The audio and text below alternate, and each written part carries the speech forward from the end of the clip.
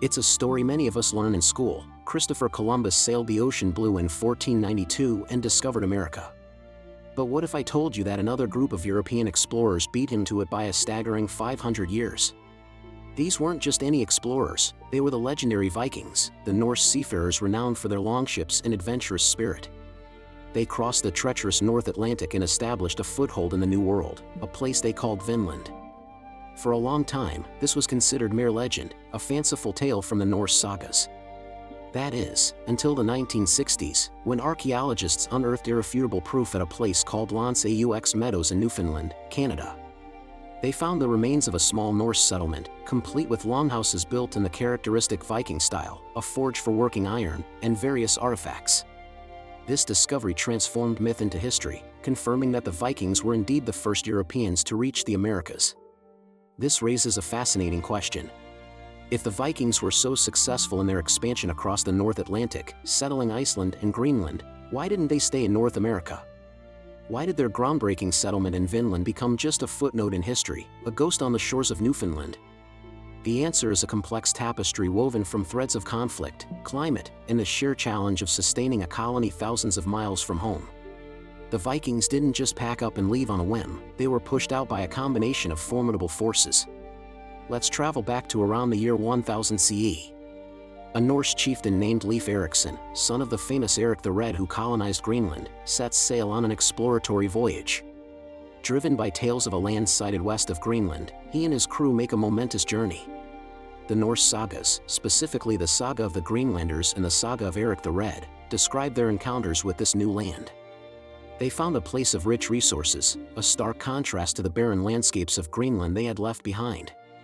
They described a land with lush forests full of timber, a crucial resource that was scarce in Greenland. They found wild grapes, which led them to name the land Vinland, or Wineland. The rivers were teeming with salmon, and the pastures were green and fertile. It seemed like a paradise, a perfect place for a new beginning. Following Leif's initial exploration, other voyages were organized with the intent to settle. They built the small outpost at Skrælings Meadows, likely as a base camp for further exploration and resource gathering. But they soon discovered they were not alone. The land was already inhabited by indigenous peoples, whom the Norse sagas refer to as the Skrælings. This term likely encompassed various groups, including the ancestors of the Mi'kmaq, Beothuk, and Innu peoples. Initially, there may have been attempts at trade. The Vikings had goods like milk and woven cloth, while the indigenous people offered furs. But cultural misunderstandings and a vast technological and social divide quickly soured these interactions. The sagas recount episodes of violence almost from the very beginning. One story tells of the Vikings coming across 9 indigenous people and, for reasons that remain unclear, attacking and killing 8 of them. The one who escaped returned with a larger force, and a battle ensued. These clashes were not one-sided.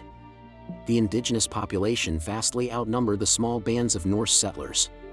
They had an intimate knowledge of the land, which gave them a significant advantage in any conflict. The Vikings had iron weapons and armor, a clear technological edge. However, the Skrælings were skilled warriors, using bows and arrows with deadly effectiveness from a distance, a form of combat that negated some of the Vikings' advantages in close-quarters fighting. The sagas describe a constant state of fear and hostility. The settlers were forced to be on guard at all times, unable to expand or even forage for resources without the risk of attack. Living in a perpetual state of siege was simply not sustainable. Imagine a small group of a few dozen people, isolated on a vast, unfamiliar continent. Every trip for wood, every hunting expedition, carried the risk of a violent encounter. The psychological toll of this constant threat must have been immense.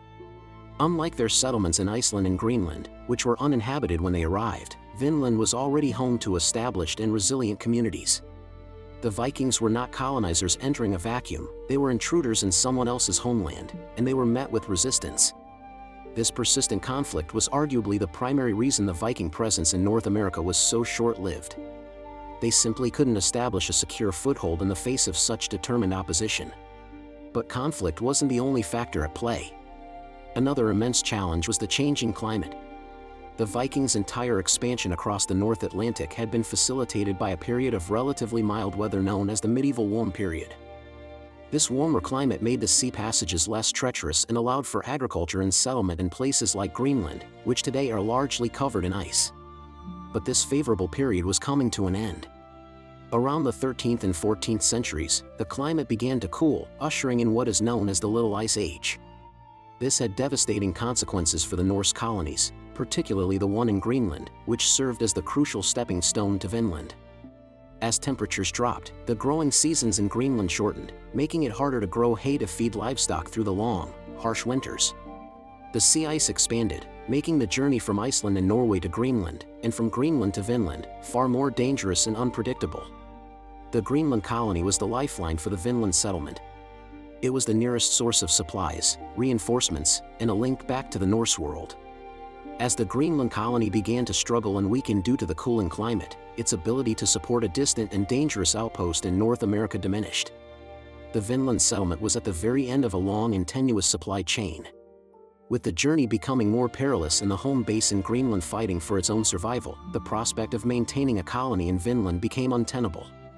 The resources required to defend and sustain the settlement were simply too great. Why pour people and materials into a hostile land across a dangerous sea when the communities closer to home were themselves facing an existential threat from the changing environment? The Vikings were pragmatic people. They were expert risk assessors. The equation for Vinland no longer added up. The potential rewards of timber and furs were outweighed by the high risks of conflict and the immense logistical challenges of a cooling world. The settlement at Lance-aux Meadows was likely abandoned after only a few decades, perhaps even less. The archaeological evidence suggests a short-term occupation, a base camp rather than a permanent, multi-generational town. The Vikings simply cut their losses. They retreated, focusing their energy on surviving in their more established colonies. Ultimately, even the Greenland settlement failed, succumbing to the pressures of climate change and isolation by the 15th century. The story of the Vikings in America is not one of failure, but rather a testament to their incredible reach and the formidable barriers they faced. They were accomplished mariners and explorers who pushed the boundaries of their known world further than anyone before them. They successfully crossed the Atlantic and touched a new continent, a feat that would not be repeated by Europeans for another 5 centuries. But they also learned a harsh lesson, that discovery is one thing, but sustained settlement is another entirely. Their brief, flickering presence in North America was extinguished by a combination of a hostile reception from the land's rightful inhabitants and the unforgiving hand of a changing global climate. The dream of Vinland died, but the story lived on in their sagas, a whisper of a forgotten land across the sea. It's a powerful reminder that history is often more complex and fascinating than the simplified versions we are taught. Thank you for watching. If you found this journey into the past interesting, be sure to subscribe to Historical Repo for more deep dives into the stories that shaped our world.